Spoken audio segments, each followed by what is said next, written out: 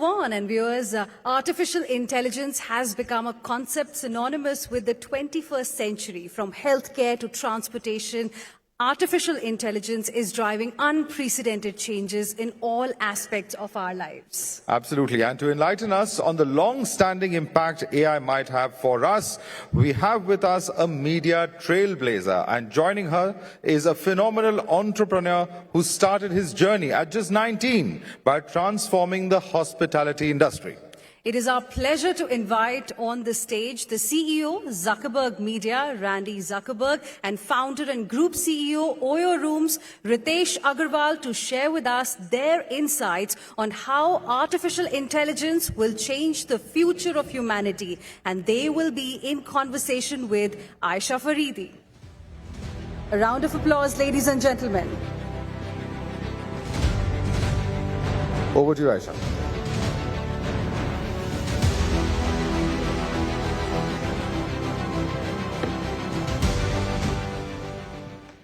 Randi, Ritesh, both of you, thank you so much for taking time out and helping us understand what can AI really do, what does AI really mean, and how can it help fast-track India to top 3. But, you know, Randi, welcome to India first. It's not the first trip, is it? No, I think this is actually my 6th or 7th trip here. First of all, what a beautiful venue we're in, and incredible event. It's a delight to be here. Thank you so much. But Randi, tell me, you know, when we talk about AI, you always think of sci-fi movies, you think of something like that, exactly yes, that. Like the Terminator. It's a robot, it's got a dark side to it, and there's always the evil versus the good. Yes. What exactly is AI? I know a lot of it is changing our lives as we speak right now. Yeah. What's AI of the future? Yeah, well, the good news is that we are all still here on this stage, so the world still needs actual humans to have an event like this and gather together. But when I was at university, I remember studying in psychology class the Turing test, where they would actually, you would sit on one side of a door, and then it would either be a computer or a human answering your questions and being in touch, and you had to kind of guess. Is it a human? Is it a computer? Now, 20 years ago, it was very easy to tell, but the question that was really sparking was, can computers think? And what is thought? What is creativity? And I think a lot of those questions that we were tackling 20 years ago are really at the heart of this Renaissance era that we're in right now. Ritesh, you're at the helm of a business which perhaps is actually using AI, right? You know people's preferences, you know their holiday destinations, you know their corporate travel patterns, you know their leisure options. How do you envision AI to be in, I'm not even going to talk a decade, let's talk 5 years from now. Yeah, first off, thanks for having me here. I had the opportunity to be here when this venue was being inaugurated. I think to see, an incredible, event or an IP like India Economic Conclave come here. I was there at the Mumbai event a couple of years back. So fascinating. So congratulations in choosing this venue. Also, thanks for having Randi and me together. When our Prime Minister visited US a few years back, he said AI stood for America and India. So I'm glad you chose an American and India, and yes. India at the same time. Are you feeling, by the way, the minority, though, right now, right? Yes. I think it's an equal world, so I feel like an equal. But look, to the point of, but we're all in black, so I got the memo. I think coming to the part of AI, right? Look, I can tell you, I live in a family, we have 4 siblings.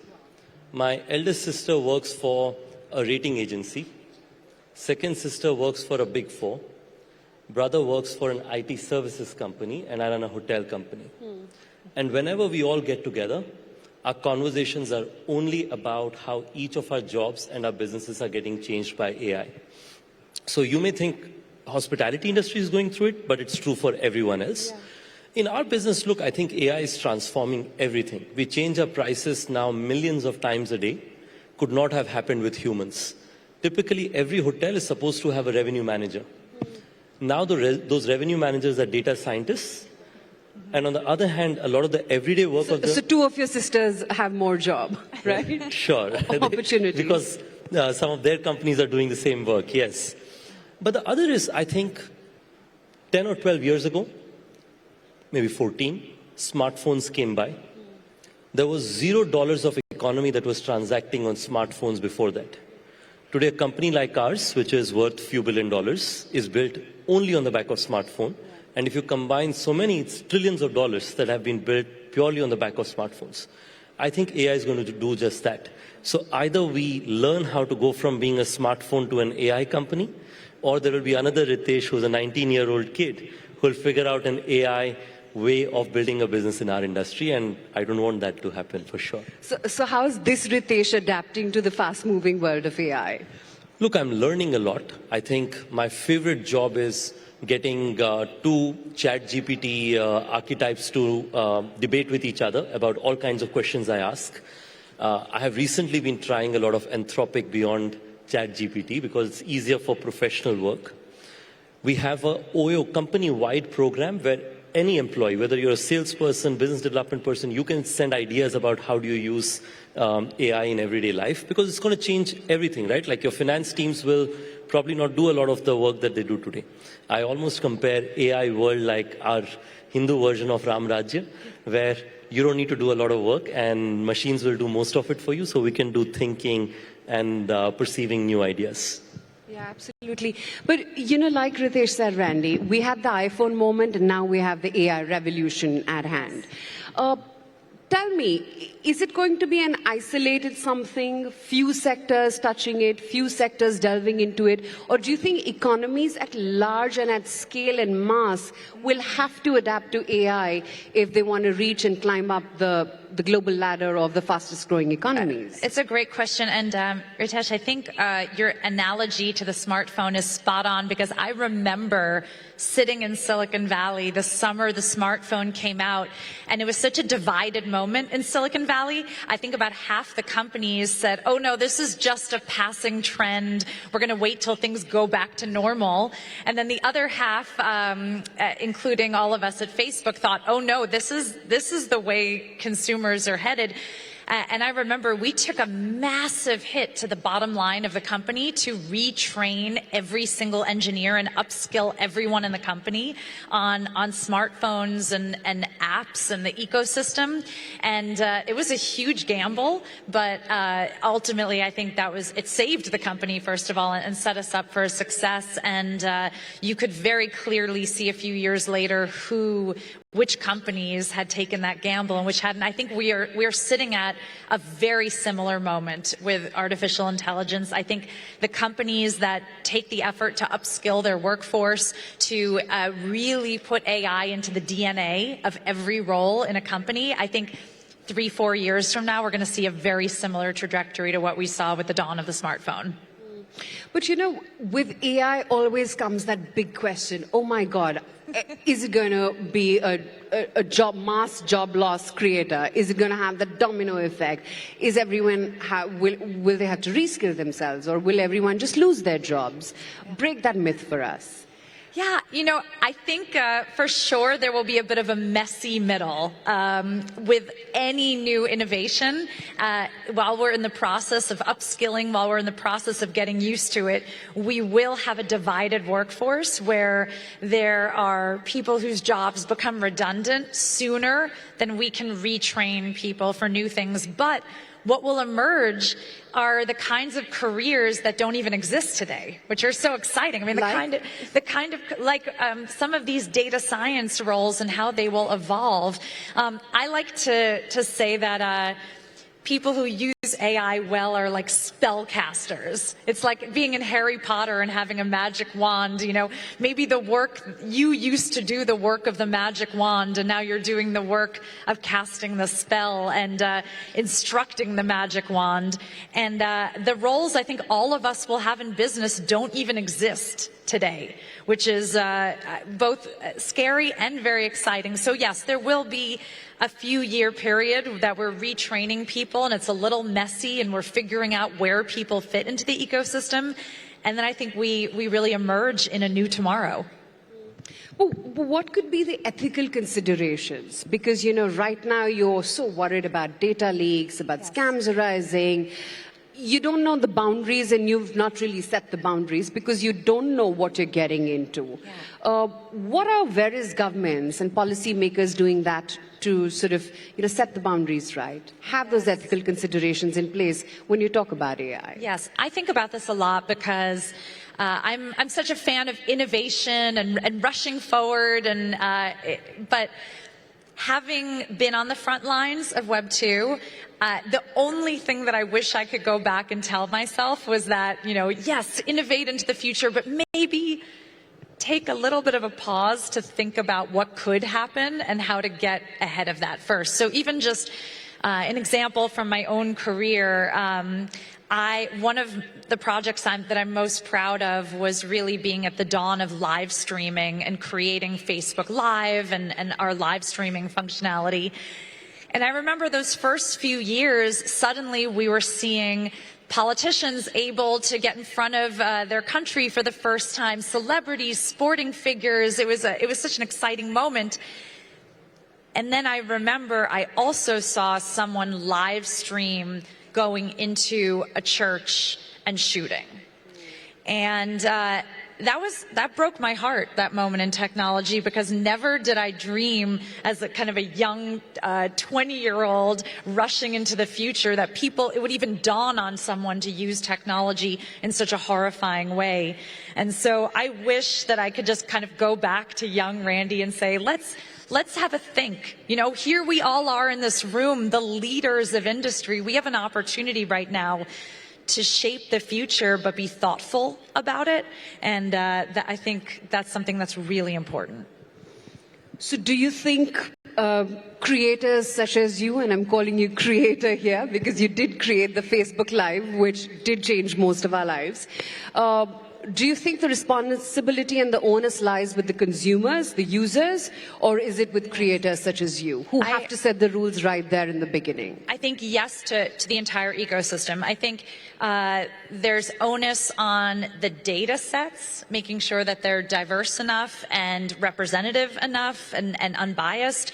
I think there, certainly is going to be consumer education around how to tell what's real and what's not. And I think, we're going to have to start rethinking even fields like media and journalism. Do you disclose when something is co-authored by AI? Do you disclose what your prompts were when you're putting out a media story? I think these are kind of all of the ethical questions that we need to figure out. I'm going to come back to that media bit in just a second. But Ritesh, when you sit with your sisters on the dining table and the conversation is only around AI, what's the worry in your head? While it does facilitate your business for the good, but what are the sort of ethical concerns that you have? Sure, look, I think we were discussing this earlier. I think I'm personally aware of multiple instances where voice has been morphed into somebody else's voice, and their calls made to ask for money, right? So there are challenges that come with any advanced technology. Smartphones brought some of it, web brought some of it. Either we can be scared of it, or we can consistently get ahead of it. My view is that this is an opportunity for somebody in the cybersecurity area to constantly think, how can I get ahead? But it's going to be incrementally challenging, but I always feel like I'm a big believer of the good guys always win, so we'll eventually get there. Okay. Randi, you did talk about journalism and media, and how can I not probe you about that? What is the future of AI in journalism? Because, right now you're at the very genius chat GPT stage, right? It's mostly language-based AI that you sort of dabble into. What could be the future? So I host a podcast. I host a radio show on business in the United States. And an entrepreneur recently showed me, it played a recording for me that was my voice with all the intonations, and basically said, I could host an entire radio show, interviewing guests, doing things without me ever even knowing or putting any work into hosting a show. And so that got me thinking, and I was thinking, okay, well, would I listen to a radio show that I knew was entirely created by AI? I don't know if I would. So I was speaking at a university, and I surveyed everyone and asked, would you listen to an album if you knew that no humans were involved, that the band was entirely AI driven? Would you listen to that music? Does it have a soul? And all of the young people said yes, they would absolutely listen to an album that was created entirely without humans. That was shocking to me, because I'm sitting here thinking, no, I would never listen to a podcast that was driven by AI. I'd never put art on my wall that was, that had no humanity behind it. But I think young people today aren't bothered by that. They see AI as just another type of creator, and if the music is great, they're going to listen to it. So I think it's going to really reshape everything about what we consume and how. That's fascinating. So you're saying that the podcast would be created by your AI assistant. You're physically not going to be there. I mean, I love what I do, so don't worry, I will always be there. But I mean, I could have 40 podcasts about topics that I don't know anything about in languages that I don't speak. I mean, how like when you think about scale and scaling media, but interviewing how wild. real people. Yeah, interviewing other people. Wow. I mean, wild. I'm not saying good or bad. I'm just factually putting out there that will happen. We will live in a world where entire television shows are created for an audience of one person. I mean, sometimes I joke to my husband, like there was a ridiculous show about musical theater, and he looked at me, he's like, okay, this show is created just for you and you alone, but we will live in a world where TV shows are created just for you. Entire shows with celebrities. Doing what you want them to do. Yeah. And, it's exciting and challenging, and we're correct to feel very complicated about it. Scary. Well, look, I think I'm in that cusp of between being a Gen Z and a millennial, so somebody like me is actually very excited about those possibilities. I'm one of those students who would listen to the idea of a song entirely made by AI and go, wow, that sounds very exciting, right? So, okay. So my perspective is that, look, I think, on a more serious note, I think a lot of this sounds very scary, but at the same time, that was what it was 20 years ago when people went and watched at theater. And the thought of saying that OTT is the only way you'd watch movies sounded like a pretty boring idea. People said, oh, the popcorn in a single screen theater would be so nice. But now everybody feels that, Netflix at home probably works out all right. So my sense is people get used to it over time. My only view, though, is that I certainly worry about countries not being in control, because as the technology companies have become very large, including Google, Facebook, and so many others, I think they have become big enablers of sovereign success or a country's success.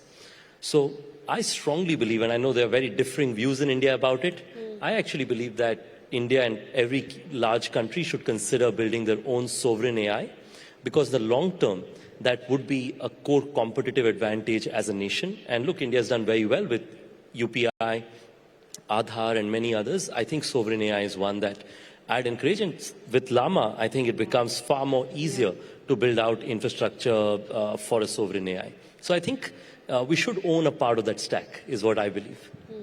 So, Randi, when is a podcast only for you or a TV show only for you officially launching? Yeah, I'm sure with the brain power in this room, we could figure it out. But it's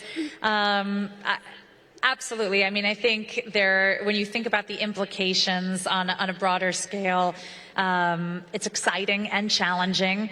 I was just sitting here thinking about an example. This is a very low stakes example that doesn't matter, but you can sort of see how it could matter on a broader scale. So I am a terrible golfer, but I love the sport, and I took it up so that I could spend any time with my father.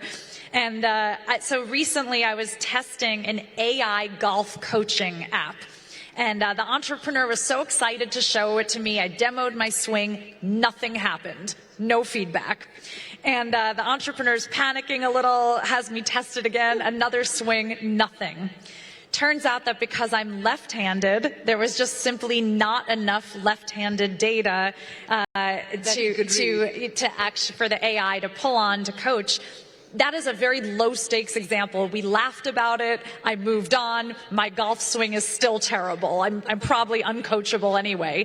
But you can think, you can start to see that when we're applying that to cybersecurity, when we're applying that to bigger issues, if there are issues with the data set that we start with, suddenly there are some very high stakes examples, and you can see how that becomes very problematic. It does, absolutely. And you're giving a low-stakes example, but that's a very intriguing and, a very practical one at that. Tell me, what are the other sectors and industries where you see AI adaptation happen the fastest and the quickest? Yeah, I think healthcare is one of the most exciting. If you go in for a routine mammogram or a routine care, I don't know about you, but I would love to have AI that's pulling against every possible thing that could be wrong and millions of pieces of data. I would love to know that AI is also reviewing my results there and helping the doctor to make better decisions. And so I think healthcare will be transformative, the access that healthcare can have. I think education. I could go on and on. We could fill a whole panel, sure, about the scary things about AI, but AI will save a lot of lives with healthcare, and it will level the playing field in education in a way that's never been done. Absolutely. But Ritesh, to the other point, there is a whole lot of concern around privacy as well, about data leaks as well. Do you think that's going to be a real challenge when AI is vastly adapted across Indian industries? Sure. Look, I think before I get there, I think Randi mentioned about healthcare. I absolutely agree with that it is going to be transformative for things like cancer, where research used to take decades altogether, and now AI could potentially predict much quicker. But I also believe that there's so many other industries. So I've recently been doing a lot of work on payments, because payments makes a huge difference whether we get better conversion on our app or not. So we partnered a bunch of banks, like I see IDFC here and a few others. I think just the impact of being able to predict error rates, fraud rates, etc., that banks are catching up is unparalleled. So I think I'm already seeing in each industry people are applying AI quicker than ever before. So it's going to be very slow and then very quick, the impact of it. I feel in terms of privacy, it's a constant double-edged sword, right? On one side, the economic progress that new technologies can give us can leapfrog India from we were a double-digit number economy, now we are top 5, hopefully we'll be top 3 very soon. But on the other hand, our individual data and privacy comes at there is a potential implication. My view is that the best way to solve for it is, like Randi mentioned, try and get ahead of it, talk about it in advance, and make sure that regulations cover it. I think Sam was hosted by Times also recently. I think he's doing a great job by going out and speaking to governments around the world and making sure that the only way this will be sustainable is if it's a co-built product, not just by technology companies, but also with the governments involved with it. Yeah, Randi, you were saying something. You wanted to add something to that? Yeah, no, I fully agree with everything you were saying, and I'm just. I'm almost chuckling a little bit because I feel like everyone wants their own data to be private, but yet they also want to benefit from the aggregation use of everyone else's data. And so how do we find that happy medium where you feel like you have your privacy, but we also all are benefiting from the collective wisdom and data? And so I think that will be a very interesting problem to solve.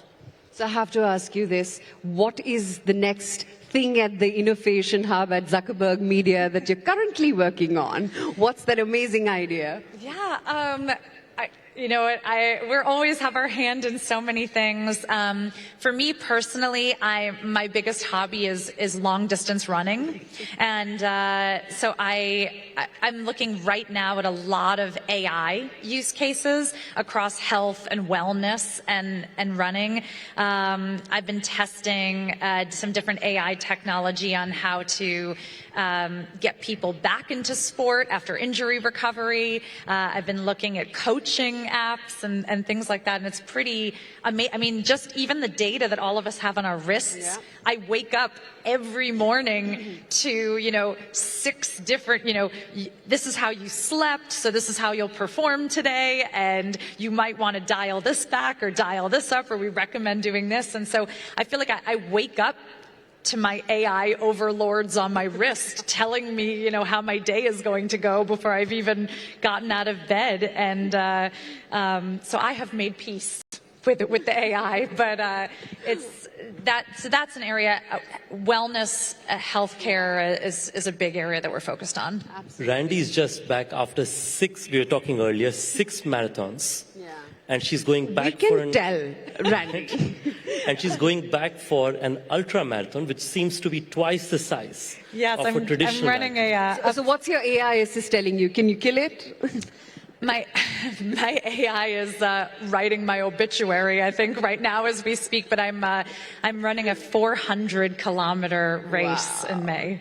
That's amazing. Good luck. Thank you. And I just hope it was nice knowing all of you. And but I have to say, in a world of AI, I think it's even more exciting to take on challenges like that are just so human and really put us at the base of our humanity, because AI can do a lot of things, but it cannot run 400 kilometers. Nope, and so being, I think, in touch with those parts of us that are so deeply human will become more and more popular as we go further into this world. Make us a better human. Yeah? Okay. Thank you, both of you. Could go on talking with you about AI for hours, but I guess we have to wrap up, and have a pleasant stay and good luck for the marathon. Thank you, everyone. Thanks for having us Thank here. you.